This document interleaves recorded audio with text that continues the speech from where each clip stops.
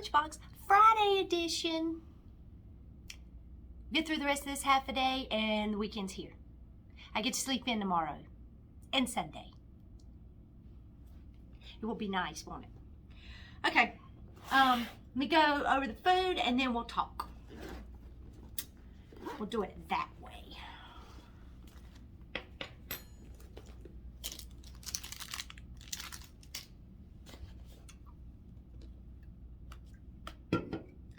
Okay. I had to buy some chips from downstairs because I'm hungry. And I thought what I brought's not going to quite be enough. Okay. We have coleslaw and a pulled pork wrap again. So.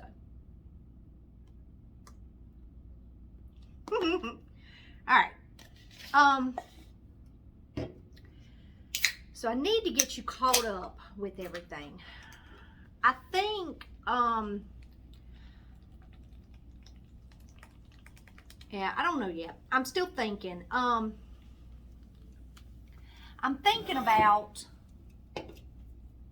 doing a playlist, create another playlist for my journey, because I feel like if you don't watch all the videos, you're not going to catch everything. So I think I'm going to make a separate playlist. I'm going to go back and make, well, I'm going to go back to how all this started in December and kind of talk about it or whatever, and then kind of make videos, short videos, until I get caught up to where we are now. So, as many of you know, well, let's do it this way. I've got a few new subscribers since December. Thank you, by the way. Thanks for being here. So I want to start from the beginning and then we'll to where we are now. I think that's why we'll do it. And then that way everybody's on the same page as of today. I ain't had fritos in a while. That's pretty good. Okay. So start at the beginning.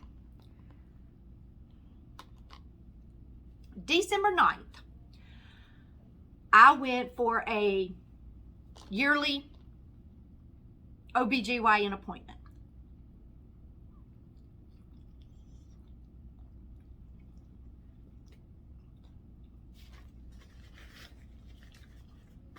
Didn't think nothing of it. It's what I do every year. And I get my birth control renewed every year. So that was December 9th. It was a Thursday. Didn't think anything else of it, okay? Nothing. Well,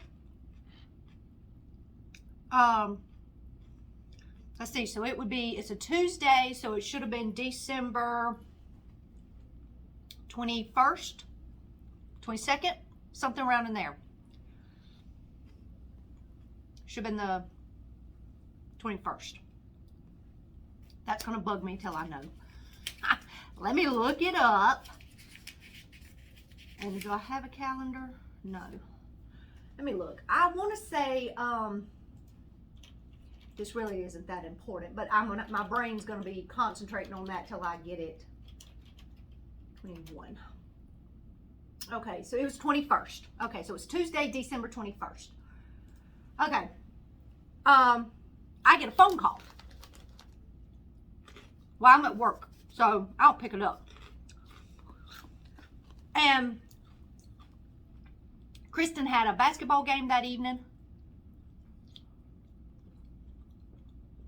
And I went to it.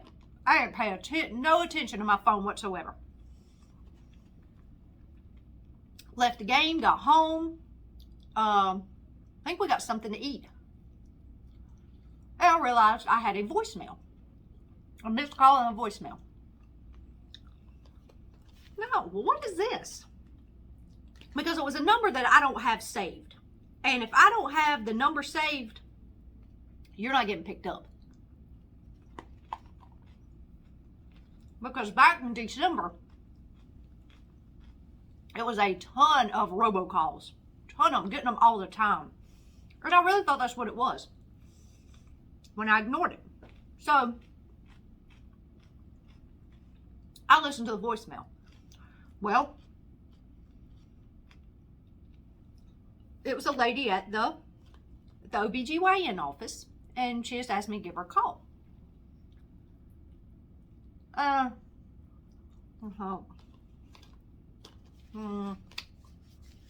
They don't call. They don't call unless something's wrong. So, I thought, well, this is odd. But, it's Tuesday at 6:30, 7 o'clock. Nothing I can do about it now. So I called on Wednesday. Well, she tells me that, well, let me get back to this. On the 9th when I went, they said the nurse that done my blood pressure gets you signed in. Blood pressure goes over anything that's changed, whatever. Okay.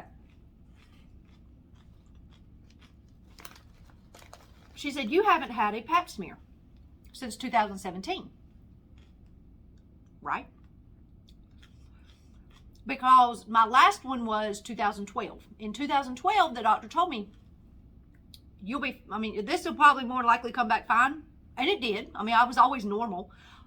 He said, we're going to put you on the 5-year plan because at the time, 2012, I would have been 32. So at that time, that's when the industry changed, the health industry changed, or insurance changed, government regulations, however you want to call it, whatever it was, decided that women did not need to have a pap smear done every year. That if you were a healthy adult with no prior issues, nothing going on, you could get one every 5 years, that it would be fine. Okay, so that started in 2012. I got my last one in 2012. Then 2017, I had one, a pap smear. Came back normal. Everything was fine. And so she said, so technically I was not due for one until 2022. That's my point to going back and telling you that. It would have been 5 years this year, December. But we're in 2021, December. And she says, you haven't had a pap smear since 2017. I was like, right? I mean, I don't have anything going on, heavy issues. I don't, So she was like, well, let's just go ahead and do one. Fine. It kind of ticked me off because I don't like having them done. I'll be honest with you. It's just not my favorite thing to do in the world. So, but I'm not going to turn it down. I'm not going to say, well, no, you're not doing it. I'm just not. We done the pap smear. Well, he told me, he said, you look fine. See you next year. So then I get the phone call on December 21st. So she tells me on December 22nd that my pap smear results come back with an abnormal cells. Okay. So she said, we're going to need to schedule you for a biopsy. Okay. And she just kept talking, rattling off all these big words, I don't have a clue what she's talking about. I've never had a biopsy, don't know first thing about it, I kind of generally have a understanding that they're looking for something. Because why else are you doing a biopsy? So I understand what the process is, but I've just never had one. So she rattles off, and I'm just sitting there on the phone because for one, I'm in shock that this has come back abnormal. Okay, that's first thing. Second, I don't understand these big words you're throwing at me. So she finally stops and she says, do you have any questions? And I said, yes. I have no idea what you just said to me. Sorry, but you're going to have to dumb this down for me. Why am I needing a biopsy? What are you looking for? So she says, well, we're not positive and I can't really say, but yeah, we're looking for cancer. You called me 2 days before Christmas to tell me that, because this really not a wait until after Christmas. I mean, I got a little upset because it bugged me that Now what do I do? And she said, so we'll just get you on the schedule for, I mean, she acted like it was no big deal. So I was like, okay. So I get off the phone, and I know I expect a lot out of people. I'll just put it that way. But I've told you before, I live by that rule that I treat you the way I want to be treated. Okay? She was very cold, very short, very technical. Okay? I don't know your medical books. I don't know these big words. I don't, So when she huffed at me, or she just kind of, like she had already told me all this and now she's having to repeat it because I wasn't listening. That's not what it was. I just did not understand her wording. So I get all, it just kind of bugged me because you're calling me 2 days before. Is this my last Christmas? Honestly, I mean, you're calling me, I didn't know what to do. Well, I didn't want to interrupt everybody's Christmas. Family, friends, everybody. I just didn't. So I didn't say a word. Didn't tell. I only told the people that needed to know. Well, so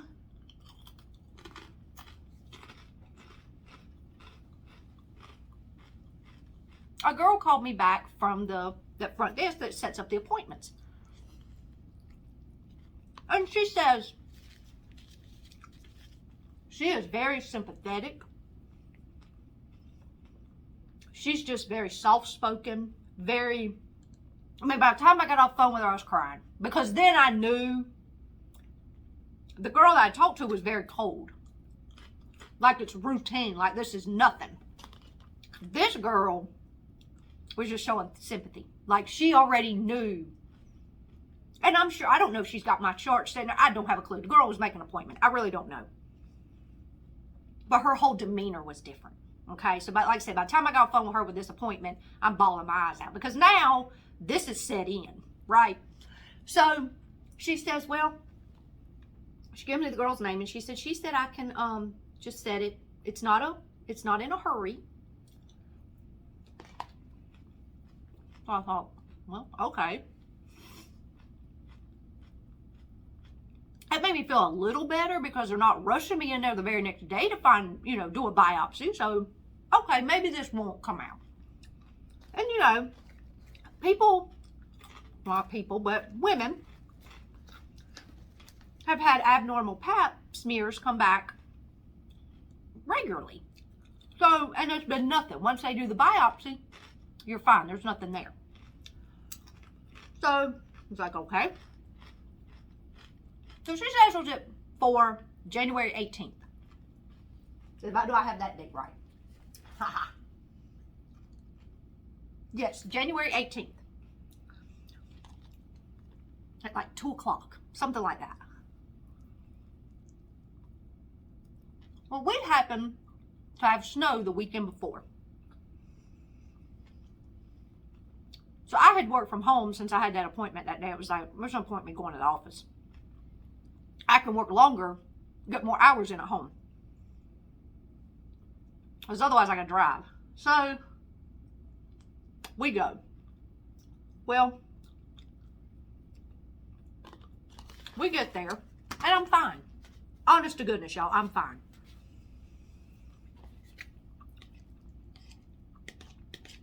So, we go back there, they call me back, I go in the room. She does all my workup, checks me out, all that stuff. Your blood pressure, your weight, all that.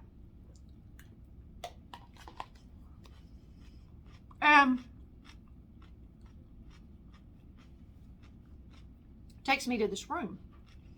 Well, I've been going to that office since before my kids were born, okay?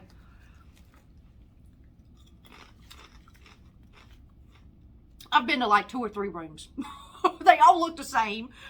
I went to the ultrasound room and I went to the normal room that you have your exams in. I've just done all that. So it's no big deal. This room was different. Okay? This room was different. And I just walk in and I just look around. Well, she starts pulling equipment out of a closet. She plugs some stuff up. She gets these tools out. It looks like they're this long. I start panicking because where's that going? Why are we plugging stuff up? Why is it? I'd never been in this room. This scared me. So I just start crying. And she's just talking. She's got her back to me because she's talking and she's moving around. Well, Brian is just sitting here. Well, he can't, I don't think he's realizing that I'm tearing up because I'm not just bawling. I'm kind of wiping, that kind of thing. Well, she's just talking. Well, she gets to a point where she asked me a question. And I couldn't answer because I was crying. I was trying to hold it back so I couldn't, if I let anything out, it was going to come out. So, and she turns around because I didn't answer right away and I'm just bawling. And she's like, oh, she's like, don't cry, it's okay. This is not a big deal. This looks way worse than it is and blah, blah, blah. Okay, well.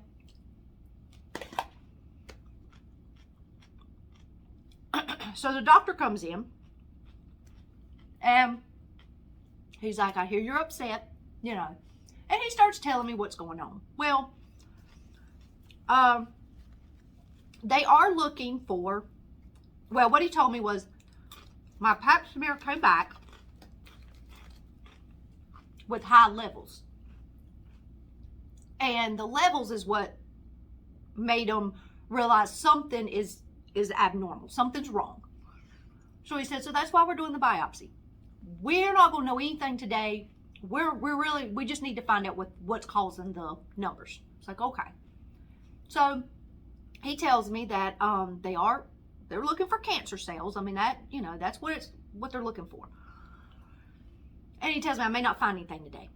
I have to do a little test first, and if that test does not push me to do a biopsy, I'll have to do a biopsy. Well, it's called a vinegar test. And they take vinegar and put it on the cells. Well, if the cancer cells are present, it turns white. The vinegar dehydrates the cancer. So he said, he put it on one spot. He said, you're looking, okay, that's fine. He puts it again. He's going around my cervix. He finally finds the spot. It is on, of course, I'm laying down, but it's on the right side, the bottom right is where it's at. The rest of me is fine. The left side's fine. The top part's fine. All that. It's just in that bottom right corner area. So he said, so I am going to have to biopsy this section. So I was like, okay. So he biopsies this section and they send it off. Well, this was a Tuesday. He said, probably Friday, Monday, we'll let you know. Well, they do the test results and your portal thing come right back on Thursday. Well, that's another thing he told me. He said, when this comes back, I'm expecting it to be a level 1, which means we won't be doing anything until you come back next year and you'll have to get a pap smear done. We will have to do it and see where we're at next year. And it come back as a level 3. So he said, now we're going to do a LEEP procedure. And what that will do is burn that part of my cervix and we'll get rid of the cancer that way. You have a 90% chance that it will heal it. And the cancer will be gone. Or the cancer cells, I should say. Because at that point, that's what they kept calling it. So then we do that on the 15th of February. And he said and then they took pieces from that to send that off to the pathologist. Because now they got to find out where the cancer's at. So they do that, and he told me we'll let you know something by the end of the week, because there again, we're on a Tuesday. So I was like, okay, well, y'all, that Thursday, Friday came and went. Then last week came. Well, Thursday afternoon, my test results came in. There's nothing from the doctor, and no one's called me, but I had test results in. Well, these test results, there again, back to these big words that I don't know what they are, all that good stuff. So, I start looking the words up. Well, one of them is, I see the end of it as carcinoma. We all know what that is.